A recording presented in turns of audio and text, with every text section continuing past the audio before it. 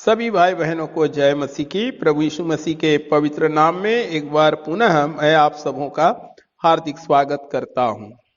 प्रभु यीशु मसीह के जन्म से संबंधित जो घटना मत्ती रचित सुसमाचार 1 अध्याय और 18 से 20 पद में पाया जाता है, उस घटना के आधार पर जो पवित्र आत्मा के विषय में यहूदी लोगों की धारणाएं थी, यहूदी लोगों की जो मान्यताएं थी पवित्र आत्मा के विषय में, उसके बारे में आज हम कुछ तथ्यों को जानने का प्रयास करेंगे।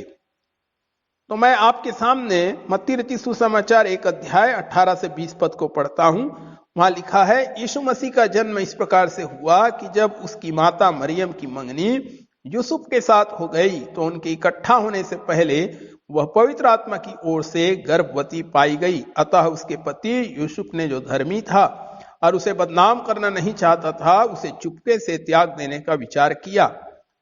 जब वह इन बातों के सोच ही में था तो प्रभु का स्वर्गदूत उसे स्वप्न में दिखाई देकर कहने लगा, हे यूसुफ, दाऊद की संतान, तू अपनी पत्नी मरियम को अपने यहाँ ले आने से मत डर, क्योंकि जो उसके गर्भ में है वह पवित्र आत्मा की ओर से है। मेरे प्रियो, नया नियम में पवित्र आत्मा के संबंध में जो पूर्ण शिक्षा पाई जाती है, उसके हिसाब से हम इस अंश पर विचार नहीं कर सकते हैं, क्योंकि यूसुफ को उस समय पवित्र आत्मा के विषय में खास विशेष प्रकार की जानकारी नहीं थी, ना ही अनुभव था। यूसुफ को तो पवित्र आत्मा संबंधी यहूदी जो मान्यता थी उसी के विषय में ही जानकारी रही होगी, ऐसा हम कह सकते हैं। मेरे प्रियो, यहूदी मान्यता के प्रकाश में इस अंश पर हम विचार करने का प्रयास करेंगे। पहली बात है, यहूदी मान्यता के अनुसार पवित्र आत्मा वह व्यक्ति था जो मनुष्यों पर परमेश्वर के सत्य को प्रकट करता था। यहूदी मान्यता के अनुसार पवित्र आत्मा नबियों को सिखाता था कि वे क्या बोले, वह परमेश्वर के भक्तों को बताता था कि वे क्या करें। पवित्र आत्मा ही सब कालों और पीढ़ियों के मनुष्यों के पास परमेश्वर के सत्य को पहुंचाता है। यीशु मसीह वह व्यक्ति है जो पवित्र आत्मा के द्वारा जिसका जन्म हुआ, वही हमें बता सकता है कि परमेश्वर कैसा है और हमारे लिए परमेश्वर कौन और क्या है। मेरे प्रियो, इसलिए प्रभु यीशु मसीह ने यूहन्ना 14 अध्याय 9 पद में कहा कि जिसने मुझे देखा है उसने पिता को देखा है। तो पवित्र आत्मा के द्वारा प्रभु यीशु मसीह का जन्म हुआ, जो स्वयं परमेश्वर था, और इसीलिए हम जान सकते मेरे प्रियो कि परमेश्वर कैसा है। यीशु में परमेश्वर का प्रेम और परमेश्वर की करुणा, परमेश्वर की दया, पापियों की खोज करने वाला उसका हृदय और उसकी पवित्रता जैसी दिखाई देती है, वैसे संसार में और कहीं नहीं दिखाई देती है। दूसरी बात है, यहूदियों की यह मान्यता थी कि पवित्र आत्मा न केवल मनुष्यों तक परमेश्वर का सत्य पहुंचाता है, परंतु वह मनुष्यों को शक्ति भी देता है कि जब वे सत्य का दर्शन करें तो उस सत्य को पहचाने। यीशु मसीह सत्य के प्रति मनुष्यों के आंखों को भी खोलता है। मनुष्य अपनी अज्ञानता के कारण अंधे हैं, मनुष्य अपने पक्षपात और द्वेष के कारण भटक जाते हैं, मनुष्यों के मन और आंखें उसके पाप और लालसाओं के कारण अंधी हो जाती है। प्रभु यीशु मसीह हमारी मन की आंखें और बाहरी आंखों को भी खोल सकता है कि हम सत्य को देख सकें। और इसलिए प्रभु यीशु मसीह ने यूहन्ना उसके 8 अध्याय और 32 पद में कहा कि तुम सत्य को जानोगे और सत्य तुम्हें स्वतंत्र करेगा। जब यीशु हमारे दिलों में आ जाता है, तब हमारी आंखें सब चीजों को भिन्न दृष्टि से देखती है, क्योंकि वह हमारी आंखें खोल देता है जिससे हम सब वस्तुओं को सच्चे रूप से देख सकें। तीसरी मान्यता है, यहूदियों की मान्यता थी कि सृष्टि के कार्य से परमेश्वर के आत्मा का बहुत गहरा संबंध है। अपने आत्मा के द्वारा परमेश्वर ने अपनी सृष्टि रचना संबंधी कार्य को पूरा किया।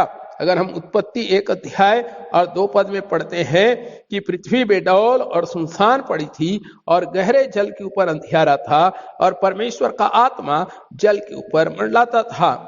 भजन संहिता और उसके 33 अध्याय और 6 पद में दाऊद कहता है, आकाश मंडल परमेश्वर के वचन से और उसके सारे गण उसके मुंह की श्वास से बने हैं। मेरे प्रियो, इब्रानी भाषा में रूवख शब्द के अर्थ श्वास और आत्मा दोनों है। वैसे ही यूनानी में भी न्यूमा शब्द का अर्थ श्वास और आत्मा दोनों है। भजन संहिता 104 के 30 में लिखा है, फिर तो अपनी ओर से श्वास भेजता और वे सिरजे जाते हैं। अय्यूब 33:4 में कहा गया है, मुझे ईश्वर की आत्मा ने बनाया है और सर्वशक्तिमान की सांस से मुझे जीवन मिलता है। आत्मा संसार का सृष्टि करने वाला और जीवन दाता है। अतः यीशु में परमेश्वर की जीवनदायिनी और रचना करने वाली सामर्थ संसार में आई। यीशु में परमेश्वर के जीवन और सामर्थ ने संसार में प्रवेश किया। मेरे प्रियो, चौथा जो मान्यता है, यहूदी लोग आत्मा का संबंध न केवल सृष्टि के रचना के कार्य से परंतु नई सृष्टि या पुनर्रचना के कार्य से भी करते थे। हम यहेजकेल की किताब में 1 अध्याय और 14 पद में पढ़ते हैं, जब यहेजकेल नबी ने सूखी हड्डियों की तराई का डरावना वर्णन किया और उस दर्शन में यह बताता है कि सूखी हड्डियां कैसे जीवित प्राणी हो गई, और तब वह परमेश्वर का यह वचन सुनता है कि मैं तुम में अपना आत्मा समवाऊंगा और तुम जियोगे। यहूदियों के रब्बियों में एक कहावत थी कि परमेश्वर ने इज़राइल से कहा, इस संसार में मेरे आत्मा ने तुम में बुद्धि डाली है, परंतु भविष्य में मेरा आत्मा तुम्हें पुनर्जीवित करेगा। मेरे प्रियो, मत्ती के इन पदों में जहां हमने पढ़ लिया है कि प्रभु यीशु मसीह जो कुंवारी से जन्मा, एक बहुत गहरा आशय या अर्थ छिपा हुआ है। मेरे प्रियो, परमेश्वर का आत्मा ही मनुष्यों तक परमेश्वर के सत्य को पहुंचाता है।